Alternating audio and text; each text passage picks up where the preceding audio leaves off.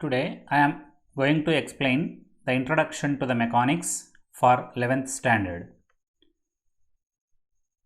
Mechanics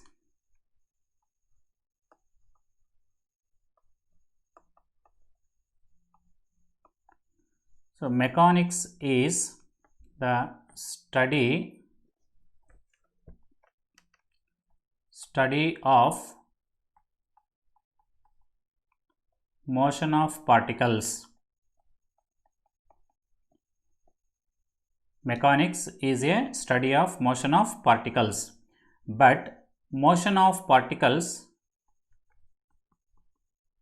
can be classified into three categories.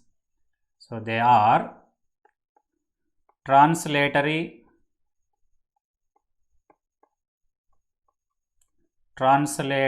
motion, and second one is circular motion, then third one is oscillatory motion.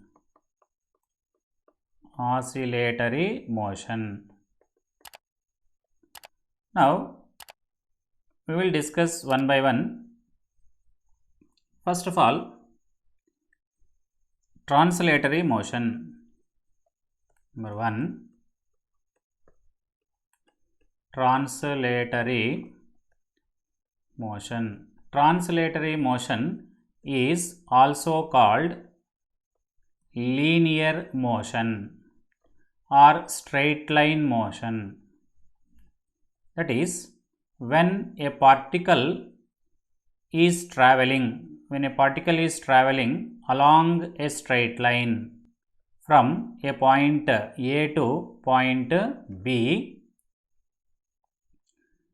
from A to B, so along straight line path. This straight line motion or the position of a particle changes from one point to another point along a straight line, then that straight line motion is called linear motion or translatory motion. Second one is circular motion. Circular motion is nothing but any curved, when a particle is traveling any curved path. So that is, let us assume that either the particle is moving along the circumference of a circle of certain radius, or if a particle is moving along any curved path like this. So any kind of this curved path, when a particle is traveling along a curved path, that kind of motion of the particle is called circular motion. Circular motion further divided into two categories based on the presence of axis of rotation. First of all, here we will discuss axis of rotation.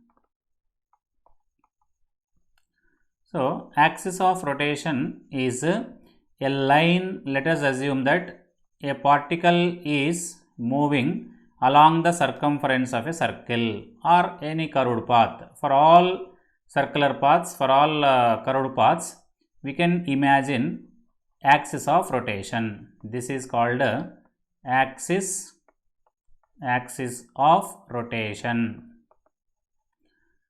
A straight line axis of rotation is nothing but a straight line passing through center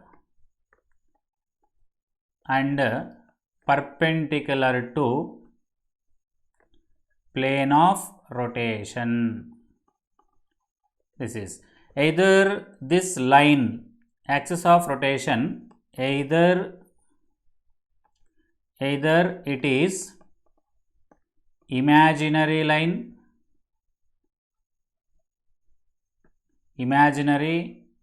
or real. Let us take some examples here. Motion of top. In this case, so motion of a top, let us assume that here a nail is provided for the top, and when top is rotating, say here this nail provided at the bottom of the top itself is a axis of rotation. So here it is this is axis of rotation. It is real axis of rotation. Real. In case of a ceiling fan, so in case of a ceiling fan also, the pipe which is used to suspend the fan itself is a axis of rotation. See here, this we can suspend the fan from the ceiling. This pipe which is used for suspension itself is a axis of rotation. In these two examples, axis of rotation is real axis of rotation. For example, if we can take rotation of earth, another example, rotation of earth or revolution of earth. In these two examples, axis of rotation is imaginary. Axis of rotation is imaginary. Axis of rotation is imaginary. So based on the axis of rotation, circular motion can be divided into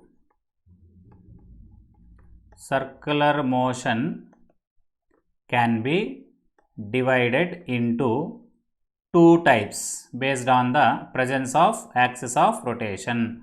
The first one is rotatory motion, and second one is revolutionary motion. Rotatory motion, first one, and second one is revolutionary motion, that is based on the presence of axis of rotation. See here, first one is rotatory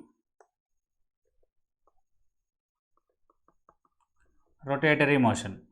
Axis of rotation lies within the body, within the rotating body. Then the circular motion, if axis of rotation lies within a rotating body,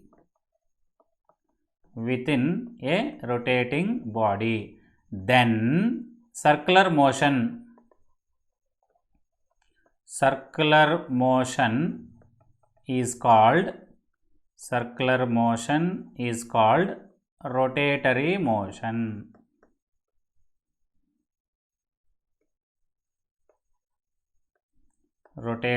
motion. This is. So if axis of rotation lies within the body, then the circular motion is called rotatory motion. And second one is, if axis of rotation lies outside the body, when earth revolves around the sun, revolutionary motion. Axis of rotation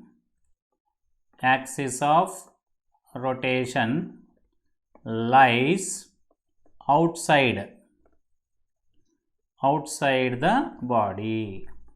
So for both rotatory motion as well as for revolutionary motion, earth can be taken as the best example. Earth rotates around itself as well as earth revolves around the sun. Next, oscillatory motion.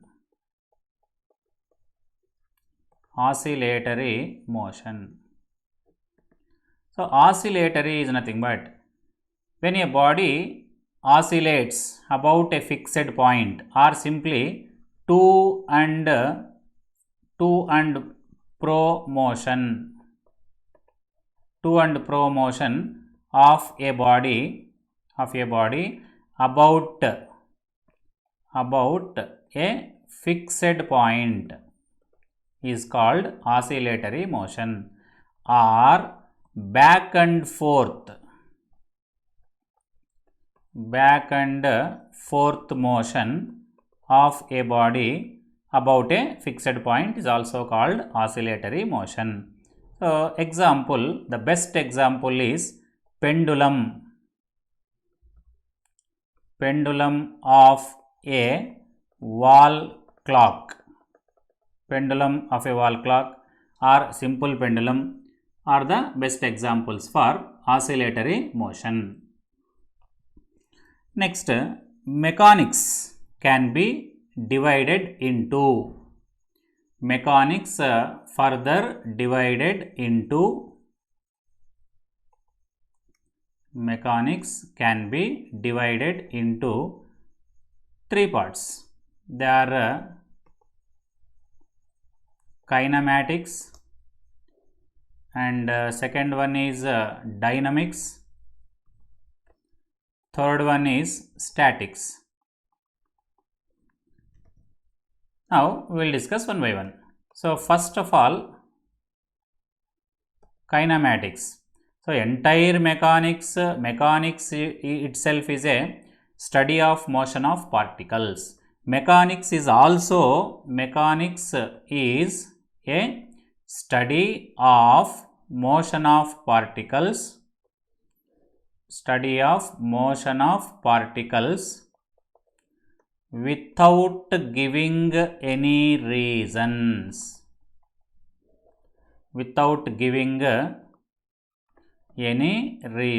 for the motion. This is called kinematics. So, kinematics explains the motion of the particles, but it does not provide the reasons for the motion. Reasons are nothing but when the body is set into motion or why the body is in motion. So, for such kind of questions, kinematics never gives the answers. And second one, dynamics. Dynamics is also a study of motion of particles. It is also a study of motion of particles, with giving reasons. That is the difference. Kinematics never gives the reasons for the motion of particles, but dynamics explains the reason. To provide the reasons for motion of particles, Newton proposed three fundamental laws. So, this Newton's laws, we can take it as the reasons for the motion of particles. According to Newton's first law, Newton's second law, Newton's third law. So, Newton's first law explains that the reason for the motion of the particles. So, statement is a body always continues to be in its state of rest or moving with uniform velocity unless and otherwise it is compelled by an external agent. So, it means if external agent is not acting on a body, the body does not move. So, it means to set the body into motion, external thing is required, external agent is required. That is one reason. And second law, Newton's second law defines the force and magnitude of a force, that is F is equal to ma. And Newton's third law explains the for every action there is an equal and opposite reaction. Like this, Newton's laws are taken as the best examples for the reasons for the motion of particles. And next, third one is statics. Statics is the study of study of equilibrium. Study of equilibrium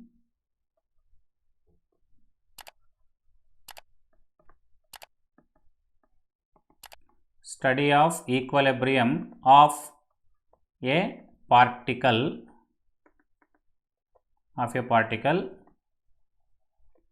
under the action of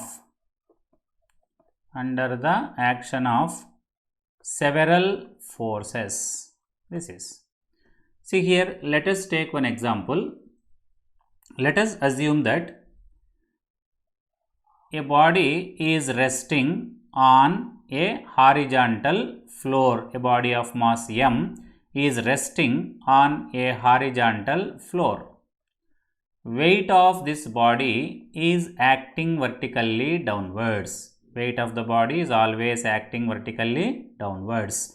And according to Newton's third law, when weight of a body is acting vertically downwards, so definitely the bottom surface also exerts an equal and opposite reaction, that is assumed as N, normal reaction. Normal reaction applied by the bottom surface on the body. And whenever a force is applied, external force or applied force, so when a force is applied on a body, so automatically the frictional force comes into play here. Frictional force exists between the surface and a body. A small f is frictional force. See, in this diagram, the body of mass m is acted upon by several forces. Here 4 forces are acting on the body. One is normal reaction in the upward direction. Second one is weight of your body in the downward direction, and applied force capital F in right direction, and frictional force. So frictional force, like this. When a body is acted upon by certain number of forces, what is the situation? Whether the body is moving or the body is at rest. If the body is in motion, in which direction the body is moving? What is the acceleration? What is the position? What is the situation of the body? So this kind of things we will study under the heading statics. Now I am going to explain our actual syllabus, the first chapter under kinematics or under mechanics in the 11th standard, that is motion of a particles or motion in one dimension, motion of a particles in straight line motion. Now I am going to show some PPTs to you to explain the motion of particles and terms which come across in motion in straight line chapter. Yes, motion in straight line chapter. Now I am going to show you some PPTs and some basic terms which are going to use in this chapter, motion in straight line. The first point is position of a particle. It is one of the important term which are going to use in this chapter or in anywhere in entire physics. See here, an object is situated at point O and 3 observers from 3 different places are looking at same object. Then all 3 observers will have different observations about the position of point O, and no one will be wrong because they are observing the object from different positions. Observe the situation. It is a platform and it is an object placed at O. Object is appearing here as a tower. O is an object, and a person is standing at A and another person is standing at B. and third person is standing at C. Then see the directions: north, geographic north, geographic east, west and south. Now see here, third person, that is a person C or observer C, is standing at 5 meters from the object. Then person A is standing at a distance 3 meters from the object, and person B is standing at a distance 4 meters from the object O. Then observer A says that point O, where O is the object, point O is 3 meters away in west direction. According to the observer A, this is the position of object. Position of object according to observer A is point O. O is object. Object is 3 meters away in west direction. Observer B says that point O is 4 meters away in south direction. Observer C says that point O is 5 meters away in east direction. Therefore, position of any point is completely expressed by two factors: its distance from the observer and its direction with respect to observer. See here, only one object is there at O. The position of this object is different with respect to different observers. There are 3 observers who are observing the object at O. They are standing at different distances from the object and in different directions. For the same object, to say the position of that object, 3 observers, person A is saying position of the object is 3 meters away in west direction. Person B says that position of the same object, it is at a 4 meters away in south direction, and person C says that position of object is 5 meters away in east direction. So it means the position, to say about the position of any object, we need 2 things. One is the distance, another one is direction, in which direction it is located. Next one, rest and motion. The points, rest and motion.